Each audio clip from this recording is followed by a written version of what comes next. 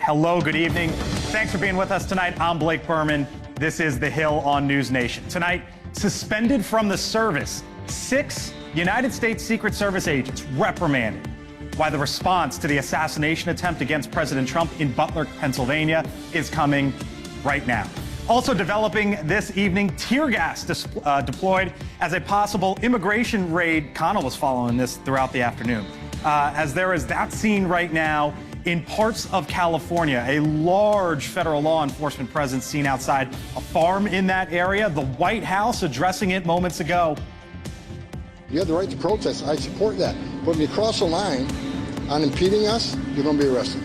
If you cross the line and putting hands on an ICE officer, 0 tolerance, you're going to be arrested. Plus, the pushback against Powell. Now it's not just the president with the complaints. Is the Trump administration laying the groundwork to try to charge the chairman of the Federal Reserve? But first tonight, here from The Hill, this is not a story we thought we were going to be talking about today, but here we are. The Pentagon enters the stock market in its bid to take on China. An announcement today resonating from Wall Street to out west in one that they most certainly saw in Beijing as well. Here's the story tonight. The Pentagon agreeing to purchase $400 million worth of stock in a company called MP Materials. The Pentagon now the largest shareholder and can own up to 15% of the company in the decade. So you're probably wondering why. Why now? Well, the company controls the country's only fully operational rare earth mine. It is the Mountain Pass mine in California's Mojave Desert. Rare earth minerals are found in lots of things that we use in our daily lives. Smartphones, cars, computers, probably the camera that's shooting me right now. They are also crucial for things like fighter jets that the military uses. Now, this move is a first of its kind ever for the Pentagon and a direct result of the need to counter China. Rare earths have been at the forefront in the trade discussions between the U.S. and China. We have a deal with China, as you know, but we were straightening out some of the points having to do mostly with rare earth, magnets, and some other things. So here's how and why this all came about and why we're showing it to you tonight. China, as you can see here, dominates the market when it comes to rare earths, accounting for almost 70% of the world's production of rare earth minerals. The U.S., a big distant second there at 12%. China also has the largest number of mineral reserves, accounting for almost half of the world's known supply. The U.S. in 7th, again, far behind. So the purchase, though, it also raises other questions about whether the government should be able to take such a stake in a private business, the United States government and a private American company. Now, the definition of nationalization is, quote, the act or process of putting in industry resources, etc., under state control or ownership. Kind of similar to what happened here today. But earlier today, MP Materials CEO denied that this is a government takeover. I want to be very clear. This is not a nationalization. In fact, we remain a thriving public company. We now have a great new partner in our economically largest shareholder, DoD. But we still control our company. So, is this the right move to counter China on a major issue that is suddenly before us here in 2025? Or did we also just kind of witness a form of socialism?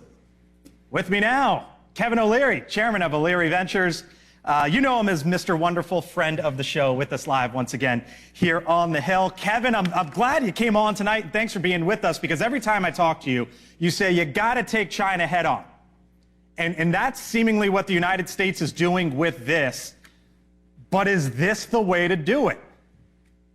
Nothing wrong with this deal. Why not have your largest customer in DoD be a shareholder? I don't see any problem with that at all. It makes a lot of sense to me, actually. And frankly, it's not a control position. It's just a good strategic relationship. Other shareholders, if I were a shareholder in that company, I would welcome this. But this is, everybody should understand now we're in economic and tech war with China, and hopefully it doesn't escalate to a military war, but certainly an AI war, because the country with the best AI and tech is going to win wars in the future. You saw that happen recently in Iran. That was all based from space. not a lot of boots on the ground. That's the future of warfare. All of this stuff fits together. And so we don't have a lot of rare earth and rare minerals, but there is someone north of us that does, and that's Canada. And I think that's a deal that we're trying to work on right now, both sides of the border, July 17th. And then you got this TikTok thing. It's all part of the same problem. I've got to get to TikTok because I know you're in the middle of it, Kevin. But what about this idea of nationalization? The CEO there of the company was asked about it. He said, no, that's not the case.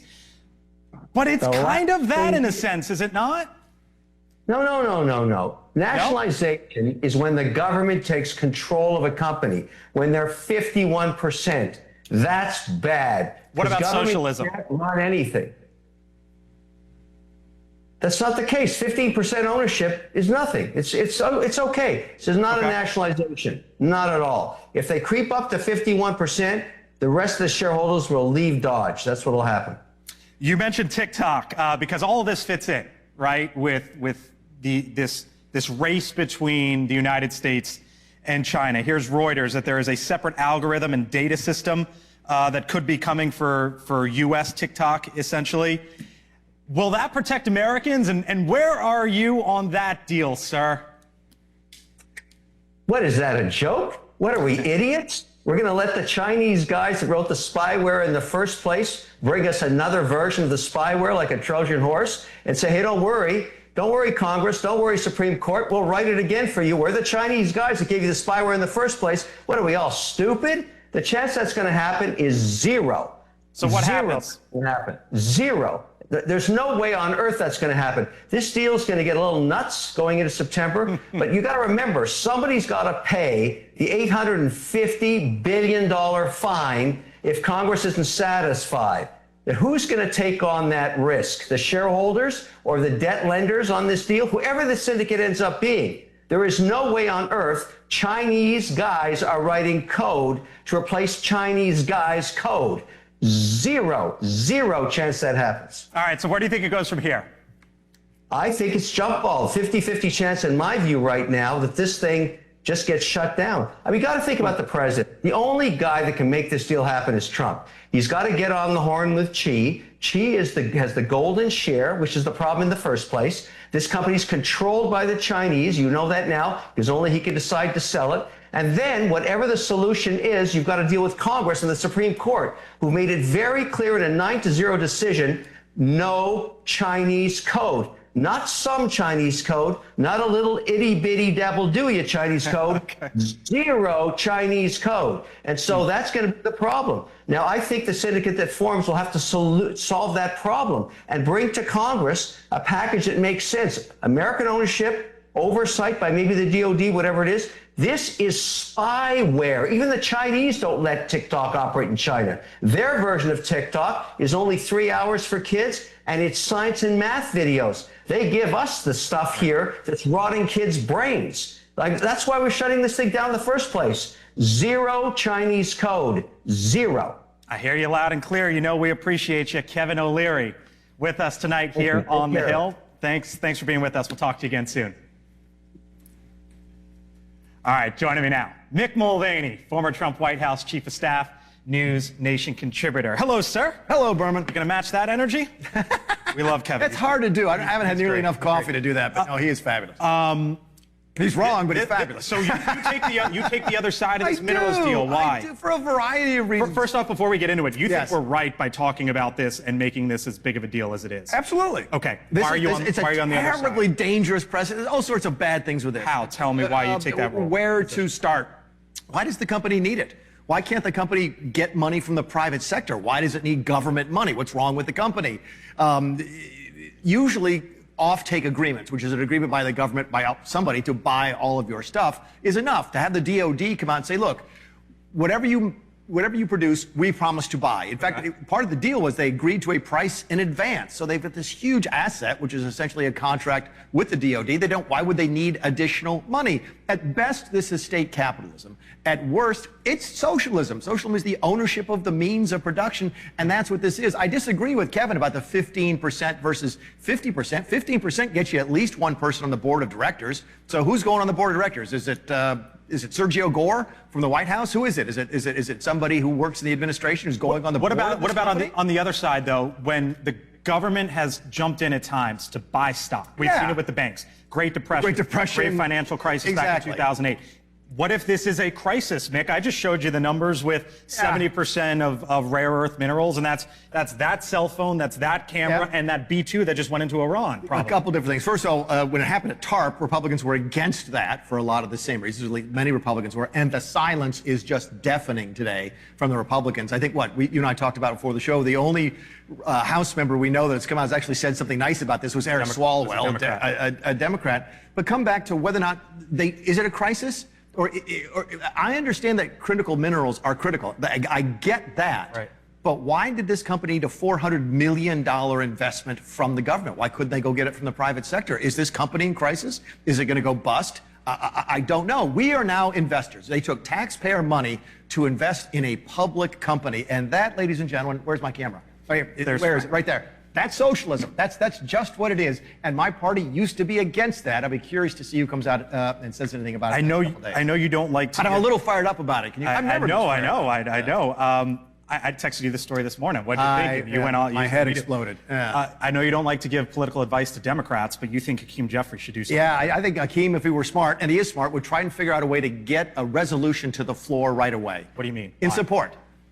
Does the House support this? Okay, because what will happen is the Republicans will probably have to fall in line behind Trump, because again, he does define what the Republican Party is right now, and then the Democrats will put that in their pocket.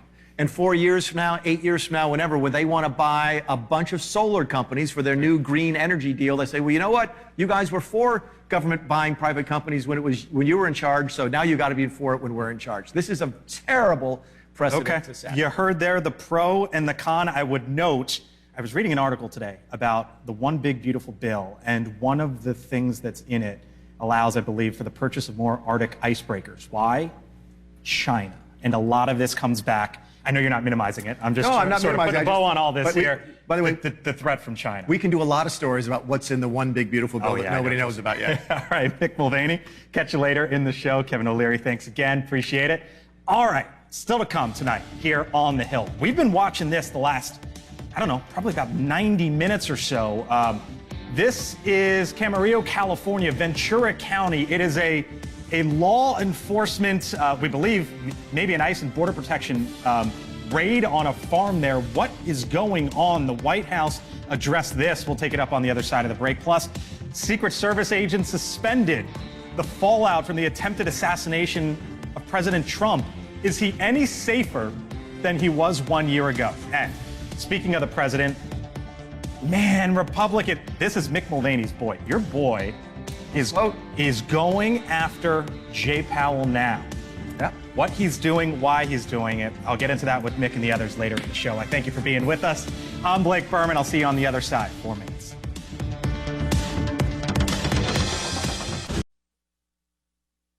Welcome back here to The Hill on NewsNation. Happening now in Southern California, and really been happening for the last hour and a half or so. This is an hour and a half northwest of downtown LA. Federal agents live look there. As we look now in Ventura County, are in the midst of what is being reported as an immigration and customs enforcement raid in Camarillo at a cannabis farm. Another one as well underway in a different location in Carpinteria. That's a little farther north, just south of Santa Barbara.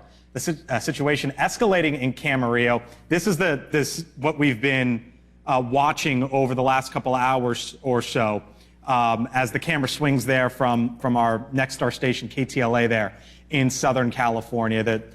The protesters have been showing up. There have been tear gas, law enforcement in and out over the past 90 minutes or so. And over at the White House, Tom Homan, who of course is the president's border czar, was asked about all this. Here's what he said.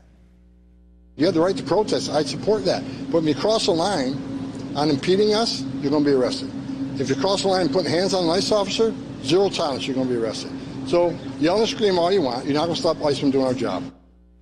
Joining me now is Steve Bennett. He is a assemblyman there in California, represents that area. Steve, nice to see you guys. Let's keep the live pictures up if we can. What do you know about what's going on there? Well, I don't know very much because I'm up here in Sacramento. This is a work day, and this is happening down in Ventura County, the county that I represent in Sacramento.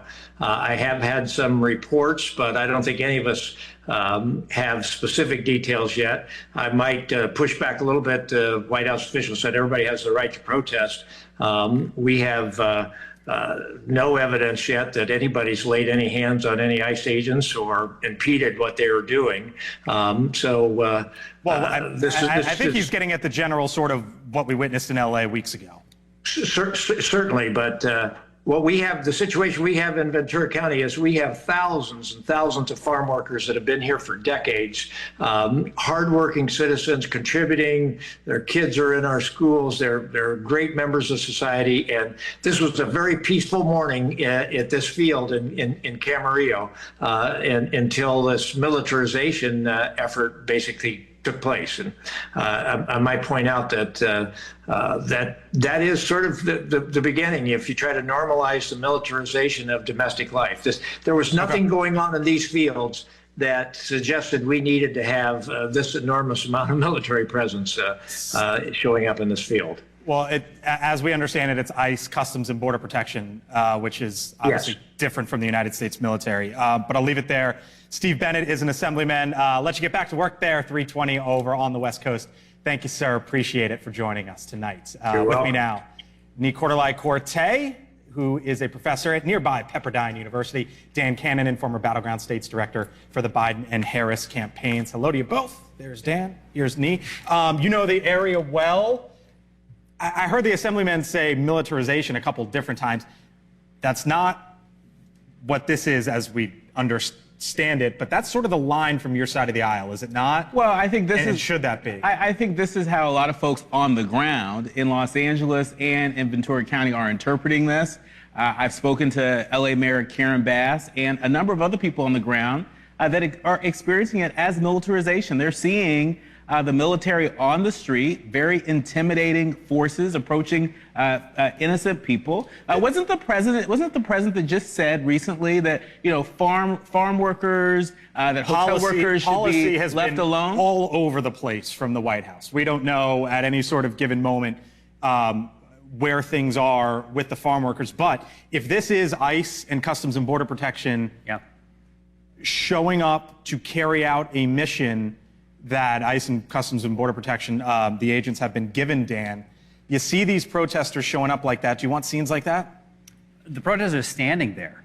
ICE rolled in with basically tanks, and if not a technical military operation, what's the difference if you're being chased out of a field with tear gas and automatic weapons and guys in masks? That's what it feels like. It's intimidation.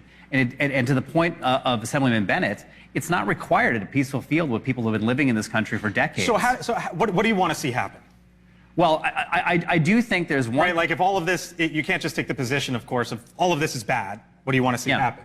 Well, I think you can say that the American people clearly voted for a stronger, more coherent policy on immigration on the border. That's what they wanted. Right. But border security and an immigration policy that's coherent is different than raids of masked folks in machine guns without any identification in communities like this. And it's borne out in the polls, Blake. Every single poll I've seen, the American people, especially in swing states, wanted more border security, but 60 to 20, they disagree with these ICE raids. They think they've gone too far. Only 18% of the American public think ICE hasn't gone far enough. That's half of the Trump base. I was sitting there watching tear gas, and don't you feel a little bit for these officers who are American citizens doing their job?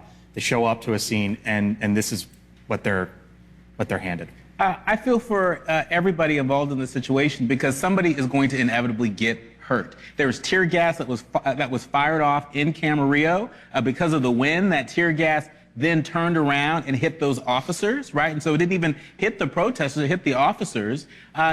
What happens when there is a stand your ground situation where you have ICE agents that are approaching folks who don't know that they're ICE agents and are defending themselves or defending their families? Somebody's going to get hurt if this administration doesn't tighten these policies. Listening to our KTLA affiliate there on the ground. Roll it real quick. Here's what they were reporting moments ago. They're coming out in numbers. They're very organized. As soon as the video of this raid was posted to social media, they showed up in numbers. We have over 100 people here. Just some of the sights and sounds there. Camarillo, California. We'll leave it at that for the moment. If anything else happens there on the ground, and we hope it doesn't escalate. Live pictures throughout the hour as it happens. All right. Still to come tonight. Me, Dan, thank you. See you later in the show. Much more ahead here on The Hill. A moment burned in our minds. Someone tried to assassinate Donald Trump. Butler, Pennsylvania, basically 1 year ago. Now, new punishment for those who were on the ground. What the Secret Service decided to do and why. New reporting from NewsNation on the other side of the break when we return. NewsNation revisits the assassination attempt on President Trump in a one-hour special. This is a hard moment for America. Digging into the investigation and how those affected are surviving. The plot to kill Trump 1 year later. Sunday, 9/8 Central on NewsNation.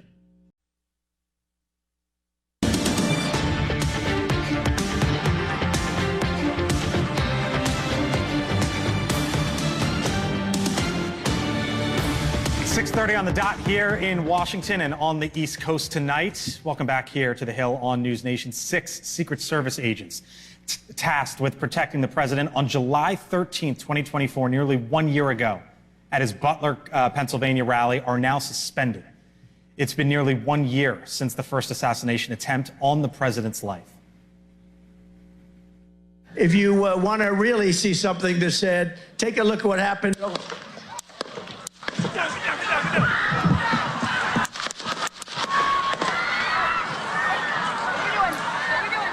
And after that incident, major fallout. A new leader over at the Secret Service, lots of questions, congressional committees, and the like, just to name a few. Our Kelly Meyer live at the White House with some of the fallout here just almost a year later, Kelly.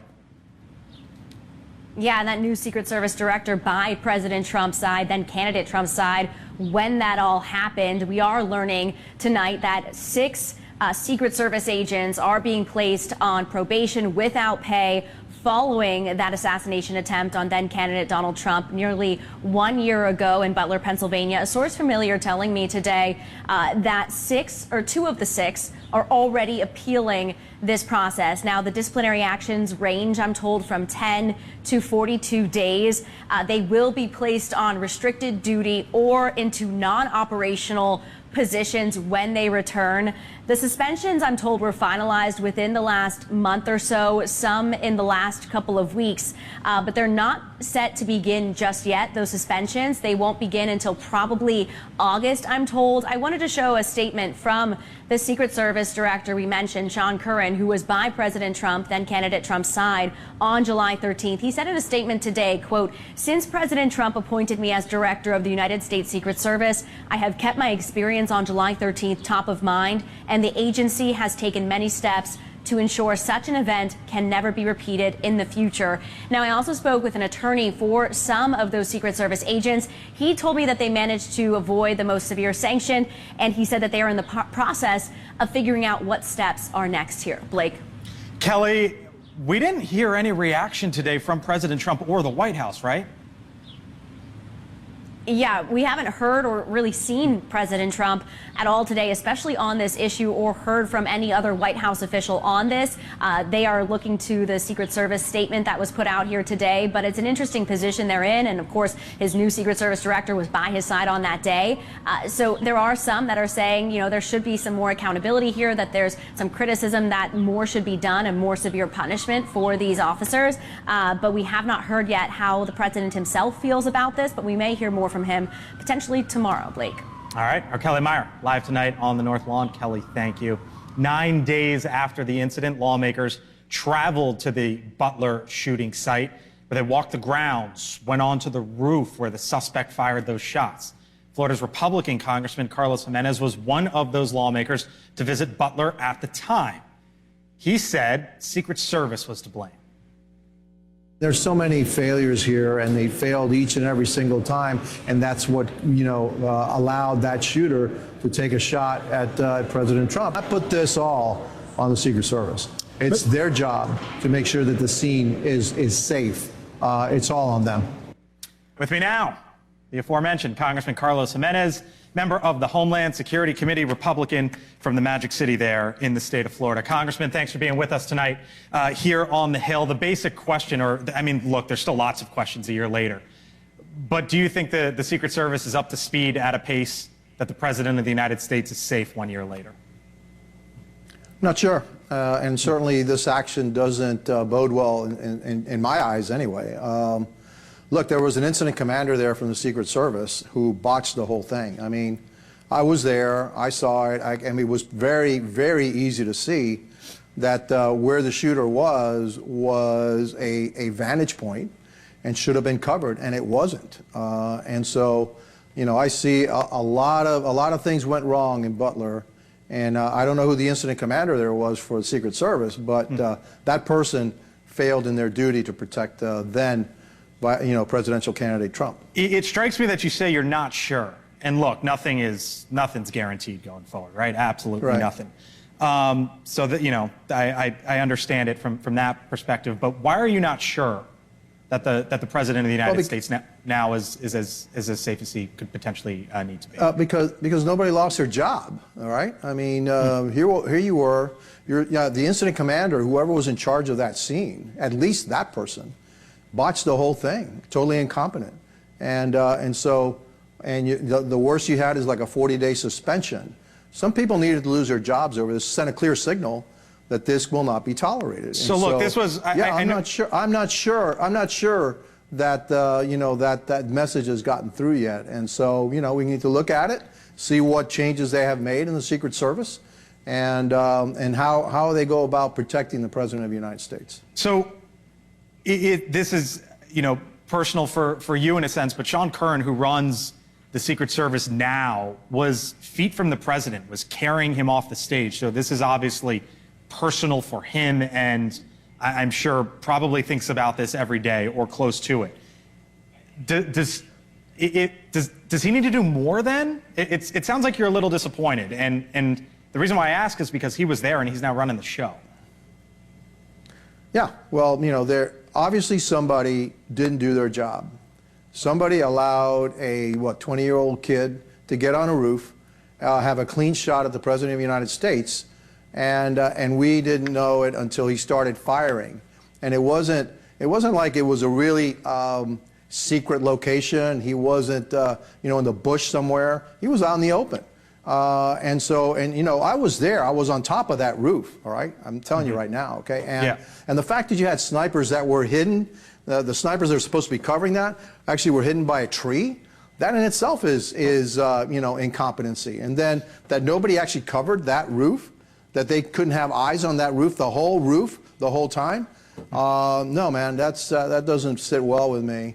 And I would have expected a heck of a lot more from the Secret Service. I don't know who this gentleman is, and maybe he's really close to the president. Right. But I'll tell you what, somebody botched it, and if somebody botched it that hard, to that degree, where the president of the United States, the future president of the United States, was this far from getting killed, then somebody need to pay the price. Okay, and I don't think 10 days, 40 days suspension is sufficient.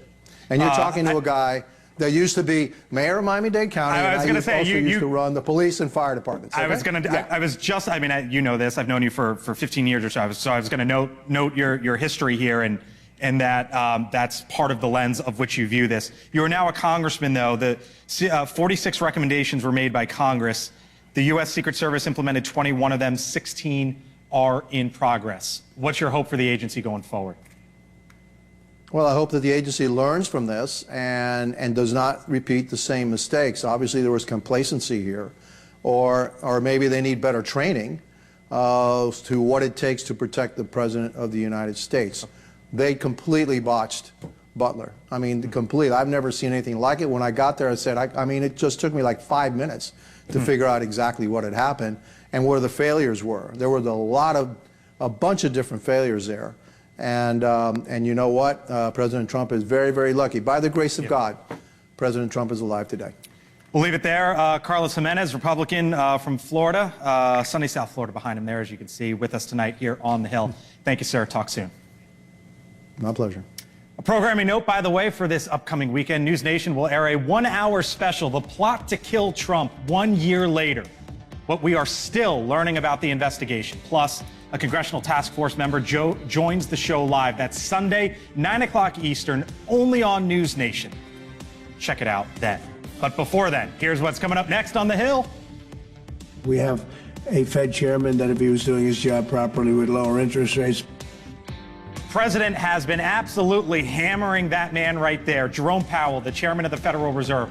But are Republicans, some of them in this town, laying now the groundwork for charges for that man right there? The letter came from Russ Vought today, and the man who probably knows him better than anyone else in this town with us on the other side. Stay with us.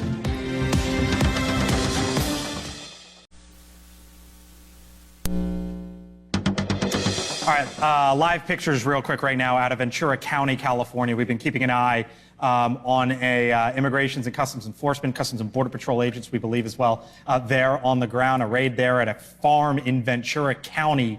This courtesy of our chopper from our Nexstar station, KTLA. They were just panned off to the side a moment ago, and we saw a pretty big scene there involving tear gas. We will continue to keep our eyes on that scene as it warrants out there in Southern California. Also tonight, here from The Hill. If he didn't consider himself on notice before, Jay Powell, the chairman of the Federal Reserve, now just might have to be squirming in his, chair. After receiving a letter today from Russ Vought, the director of the Office of Management and Budget, reading in part, quote, "The president is extremely troubled by your management of the Federal Reserve." It goes on to say, instead of attempting to right the Fed's fiscal ship, you have plowed ahead with an ostentatious overhaul of your D.C. headquarters, about $700 million and counting. Now, we tell you this because the letter goes on to request answers to 11 questions about Powell's, or at least the construction, a project over at the Fed, and they want to know about it within the next 7 days. During the cabinet meeting on Tuesday, the president was asked if Congress should investigate the renovation. This is at the main Federal Reserve building here in Washington. And this was the president's response. Watch. Okay with me. I think he's terrible. I think, look, we're paying, I call him too late. T-O-O, too late. Like Too Tall Jones for the Dallas Cowboys, right? Too late. He's always late. But he wasn't late with Biden before the election. He was cutting him like crazy. It didn't help too much, did it? So there's a big project to renovate the Federal Reserve. Powell was testifying up on Capitol Hill recently. He was asked about the accusations of egregious spending. Watch. We do take seriously our responsibility as stewards of the public's money. And the other thing I would start with is no one in office wants to do a major renovation of a historic building during their term in office. Much prefer to leave that to your successors. And this is a great example why. It is the latest chapter in an ongoing battle involving one of the most powerful people in this town. Full panel now. Back with me, Mick Mulvaney, NewsNation contributor, former Trump chief of staff in the first term. Annalise Keller is the former communications director for Republican Senator Cory Gardner. Dr. Nicolai-Corte back with us, professor at Pepperdine University. So too is Dan Cannon, former Battleground States Director for the Biden and Harris campaigns. Hello to you all. Thanks for being in. Nice to have you. There is no one in this town who knows Russ Vought better than that man right there. Hello. He was your deputy. He was. What's he doing here? Laying the foundation to make a really hard push to get rid of Jay Powell. So here's the situation. To get rid of him? Absolutely. Or charges? Just to get rid of him. I don't think they want to actually charge him with anything. They want to get him out of office. He testified to Congress. You can't lie when you testify to Congress that there was no private elevators, no new dining rooms, no new elevators, etc. You go down the details. It's not important. Yes, there are. You can walk in the building and see them. So Russ's letter is essentially, what did you know? Did you know about the plans when you testified to Congress? Because if he knew that there was an elevator and he testified there's no elevator, that's lying to Congress, and that is cause. And the president, well, it's unclear, actually, it's probably clear the president cannot fire Jay Powell because he doesn't like him. He absolutely can fire him for cause, and lying to Congress would be cause. But they also want to investigate him. And the reality is, as you just said, they can't fire him. Right? Yeah. They don't believe they can fire him. So the next thing is, okay, let's investigate him. And then I guess that leads to the question, is that lawfare, which your side of the aisle railed against nonstop, and rightfully so, as it turns out, in the past election? the everybody lies to Congress defense is not a defense. I've been in these hearings. I've been on both sides of these hearings, and people lie to Congress all the time without any repercussion whatsoever. That's not a defense here. If the man said something false intentionally to Congress, that's a no-no, and that will cost you your job. I don't know where to go with this. I have a hard time with the idea that Donald Trump, who in the same cabinet meeting talked about additional gold implements in the White House and is paving over the Rose Garden with an expensive renovation and the Kennedy Center, is all up in arms over this historic building being renovated is funny in the first place. And Mick, maybe he kind of knew what was happening in the plans. Maybe he didn't. I have a really hard time believing this is going to hold any tea in a court, that this is cause for the Fed chair to get fired because he maybe slightly misrepresented whether there's an elevator in a complicated plan or not. I'm just not buying that. I think the question, though, is this real? Is this really the first push to seriously try to get rid of him? Or is this more needling and pressure? And at the end of the day, I just think on the rate cuts, which Trump desperately wants, he's his own worst enemy. It's the tariffs are why why Powell will not lower the rates, because he knows inflation's still coming. And if he charges ahead, it's going to hyperinflate the economy, and that's the problem. Is this real? I think he's absolutely trying to get rid of Powell. I think he wants him gone. He's been absolutely crystal clear that he wants him to be fired, and I think he's using Russ Vought as his attack dog, and he really is pushing this narrative, and I don't think that it is really that consequential, how hefty it is. I think what we learned in the Supreme Court, we were talking about that earlier, in March, really came forward and said, look, you cannot fire the Fed chair. You cannot go forward with that. So I think now this is laying the groundwork. There could be more, but I absolutely think that it is part of the effort to get rid of him, because that's kind of the way that Trump does business. He, throws it all out there and, has some unique approaches in trying to get things done. And I think this is absolutely what he's doing. Nicorda, I was looking, this really all started with not all started, but gained some momentum with Bill Pulte, who's the director of federal housing. He put out a statement a week ago. He said, speaking of Powell, stinks to high heaven, and he lied when asked about the specifics before Congress. I mean, the false outrage here is astounding.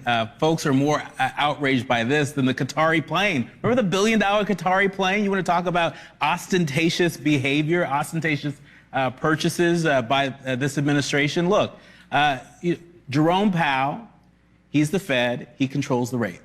This is all about controlling the rate. This president, this administration, they want cheaper money, and that might mean an increase in inflation. And it's a risk that Jerome Powell's gone on the record, says he doesn't want to take. And so that's what this is about. The American people should know this is about controlling the rate. In fairness, I don't think it's outrage. I'm not outraged, and I don't think Russ is outraged. I think they just feel that they got him. And again, I think it's false outrage. There has to be some penalty if you did, in fact, lie to Congress. Now, if he comes back and said, "Look, what would you say? What I would tell you to do if I'm your lawyer in this case?" I'd come and say, "Well, you have to clarify your testimony. You do something in writing. You try and clean it up." And my guess is that's what they're going to try and do. They get the lawyers involved to try and protect him. I don't think it's outrage. I just think they feel like they have leverage over now to force him out. Interest rates obviously impact housing. I was looking, and mortgage rates. I was looking today. The average 30-year mortgage, 6.72%. You know what it was the week before the election? 3, 4? No, for a 30-year. The week before the election, a year ago. Oh, a year ago. That in October. 6.72%. Exact same. Wow. Number. It varies, obviously, but you get the idea. Thank y'all. Appreciate it. Thanks, Berman. Of course. Still to come tonight here on the Hill. This is a fascinating story in the state of Ohio. They love their football in the Buckeye State, as you might know. So what's going on with the stadium there, and what is unclaimed funds? The governor is on the hot seat for this one. I'll explain on the other side of the break. And coming up on Elizabeth Vargas Report, she'll be asking the State Department about a story that we talked about here on the Hill the other day. That AI imposter trying to impersonate Marco Rubio. It's a big deal. Elizabeth getting into it when her show begins in 7 minutes. My take, other side of the break. Stay with us.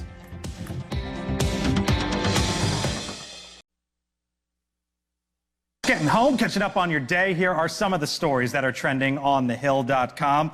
First one here, judge blocks Trump birthright citizenship order after Supreme Court ruling. The litigation continues here in term 2. This was a story that happened last night on Balance with Leland Vitter. GOP rep says he believes Epstein files were destroyed. That right there is the Republican from Tennessee, Tim Burchett, congressman. And then how about this?